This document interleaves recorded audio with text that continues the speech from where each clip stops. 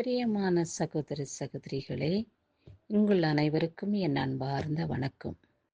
கிறிஸ்துவின் நாமத்தினாலே உங்களோடு பேசவும், சத்திய வார்த்தைகளை தியானிக்கவும் இந்நாளை கர்த்தர் அடியாளுக்கு ஆயுசு நாட்களாய் கூட்டி கொடுத்த அவருடைய பரிசுத்த நாமத்துக்கு கொடான கொடி ஸ்தோத்திரம். அவருடைய வல்லமை மகா பெரியது. அவருடைய இரக்கம் ஆழமாய் நம் மேலே பதிந்திருக்கிறது. அதற்காய் தேவனை நாம் நன்றி இருதயத்தோடு ஸ்தோத்திரிப்போம். உலகத்திலே பார்க்கையிலே மக்கள் மனம் போன போக்கிலே வாழ்ந்து இஷ்டமான வாழ்க்கையை தெரிந்து கொண்டு வாழ்ந்து வருகிறார்கள். உலகத்தில் இருக்குவரை இன்பமாய் சுகபோகமாய் வாழ்வோம் என்ற எண்ணம் அவர்கள் இருதயத்திலே ஆழமாய் பதிந்து விடுகிறது. தேவன் ஒருவர் இருக்கிறார். அவருக்கு பிரியமானபடி நாம் வாழ்வோம். அவருக்கு சித்தமானபடி நாம் பேசுவோம், செயல்படுவோம் என்ற எண்ணம் அவர்களுக்குள்ளே இல்லாதபடியினாலே தம் மனம் விருப்பம்படி இருதயத்தின் சிந்தனைகளின்படி வாழ்கிற மக்களை கர்த்தர் மகிமையாய் வல்லமையாய் இயேசு கிறிஸ்துவை தெரிந்து கொண்டு அவரை துதிக்கக்கூடிய ஸ்தோத்திரிக்கக்கூடிய பயபக்திக்குரிய மக்களாக கர்த்தர் அவர்களை சந்தித்து காத்துக்கொள்வாராக. நம்மை அப்படியாய் வைக்காதபடி ஏசப்பா நாம் பேசுகிற வார்த்தைகளையும் நாம் செய்யும் ஒவ்வொரு செயல்களையும் கண்காணிக்கின்றார் என்ற பயபக்தியின் இருதயம் நமக்குள் இருக்க வேண்டும். அப்படி இருந்தால்தான் நாம் கர்த்தருக்கு ஏற்றபடி பேசவும் சிந்திக்கவும் செயல்படவும் முடியும். ஆமாண்டவரே, உமக்கு சித்தமானபடி என்னை வாழ என்னை நீங்க தகுதிப்படுத்துங்க. எப்பொழுதும் உம்முடைய சன்னிதானத்திலே நான் நிலைத்திருக்க வேண்டும். உம்முடைய மகிமையினாலே நான் நிரப்பப்பட வேண்டும் என்று அவரை நாம் வேண்டிக் கொள்ளும் பொழுது அவர் விரும்பி நம்மளை ஆசீர்வதித்து சத்தியத்தின் பாதையிலே நடத்தி அவருக்கு இருதயத்துக்கு ஏற்றபடி நாம் வாழ பரிசுத்த பாதையிலே நம்மளை வாழ அவருடைய கண்களிலே கிருபை கிடைக்கும். சரி, இந்நாளிலே கர்த்தர் என்ன வார்த்தை கொடுத்திருக்கிறார் என்று நாம் தியானிப்போம். மல்கியா 2ஆம் அதிகாரம்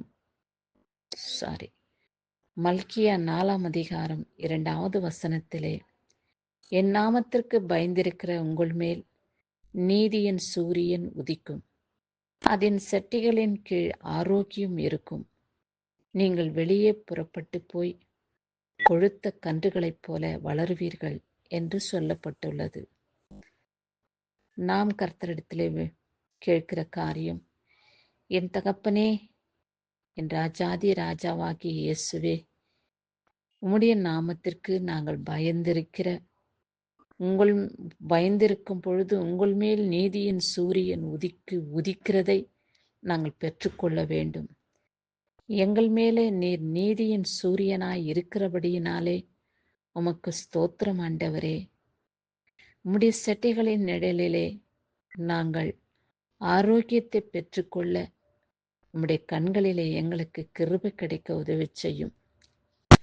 சரீரத்துக்கும் ஆத்மாவுக்கும் ஏற்ற ஆரோக்கியத்தையும் சக்தியும் பலத்தையும் நீர் தருகிறீர். உம்முடைய கிருபையினாலே எங்களை முடிசூட்டி பாதுகாத்து ரட்சிக்கிறீர். அதற்காய் தேவனே உம்மை நன்றியோடு கூட ஸ்தோத்திரிக்கிறோம். நீங்கள் வெளியே புறப்பட்டு போய் கொழுத்த கன்றுகளைப் போல வளர்வீர்கள் என்று சொல்லியிருக்கின்றீரே. இந்த இருளான வாழ்க்கையை பாதையிலே உலகத்திலே வாழும் பொழுது எங்களுடைய பாதை உம்முடைய பார்வையிலே சூரியனுக்குரிய வெளிச்சத்தை நீர் எங்களுக்கு காண்பிக்கிறபடியினாலே அந்த வெளிச்சத்தின் பாதையிலே வாழ்கிற நாங்கள் உமக்கு பயபக்திக்குரியவர்களாய் வாழ்ந்து பரிசுத்தமான வாழ்க்கையை தேர்ந்தெடுத்து கொள்ள நீங்க எங்களுக்கு உதவி செய்யும். எப்பொழுதும் உடைய நிழலிலே நாங்கள் வந்தடையத்தக்க பாக்கியத்தை எங்களுக்கு கொடுங்க. எப்பொழுதும் உடைய சன்னிதானத்திலே நிலைத்திருக்கக்கூடிய சந்ததியாக நாங்கள் வாழ உதவி செய்யுங்க. எங்களையும் எங்கள் குடும்பத்தையும் உடைய வல்லமுள்ள கரத்திலே ஒப்பு கொடுக்கிறோம் ஆண்டவரே. நீங்க காத்து ரட்சியுங்கப்பா. எங்களை வழிநடத்துங்க ஆண்டவரே. உடைய இரத்தத்தினாலே எங்களை கழுவி எங்களை பரிசுத்தப்படுத்தி பாதுகாத்து வழிநடத்து எங்களை உமக்கு எப்பொழுதும் சாட்சியுள்ளவர்களாக வாழ்ந்து வர முத்திரையிடும் என்று நாம் வேண்டிக் கொள்வோம். இந்த நாளிலும் கூட பிறந்த நாளையும் திருமண நாளையும் கொண்டாடுகிறவர்களை, சந்தோஷித்து மகிழ்ந்து களி கூறுகிறவர்களை கர்த்தர் ஆசீர்வதிக்கவே ஆசீர்வதித்து காத்து கொள்வாராக. நீங்கள் கர்த்தரிடத்திலே வேண்டிக் கொள்கிறதான வேண்டுகோள் என்னவென்றால், கர்த்தாவே உம்முடைய நாமத்தினாலே என் மீது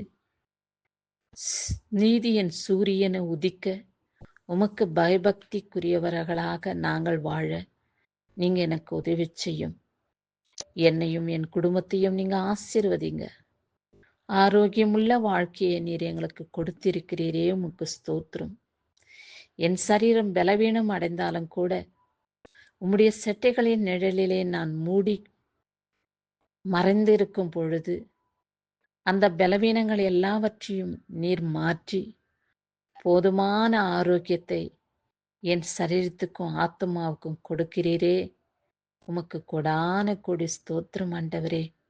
எப்பொழுதும் துதிக்கக்கூடிய பாக்கியமுள்ளவர்களாக என்னையும் என் குடும்பத்தையும் நீர் தெரிந்தெடுத்து கொள்ளும் என்று நீங்கள் ஜெபிக்கும் பொழுது அவ்வண்ணமாகவே உங்களை நடத்தி நீதியின் சூரியன் உங்கள் மேல் உதித்து வெளிச்சத்தின் பிள்ளைகளாய் ஆசீர்வதிக்கப்பட்ட மக்களாய் அவருடைய சன்னதிக்கு முன்பாக நிற்க உங்களை கர்த்தர் தெரிந்தெடுத்துக் கொள்வார். கிறிஸ்துவுக்கே சதா காலங்களிலும் மகிமை உண்டாவதாக என்று அவரை ஸ்தோத்திரித்து துதித்து பாடி மகிழ்ந்து களி கூறுங்கள். ஏசப்பாவுக்கே துதி கன மகிமை செலுத்துகிறேன். ஆமேன்.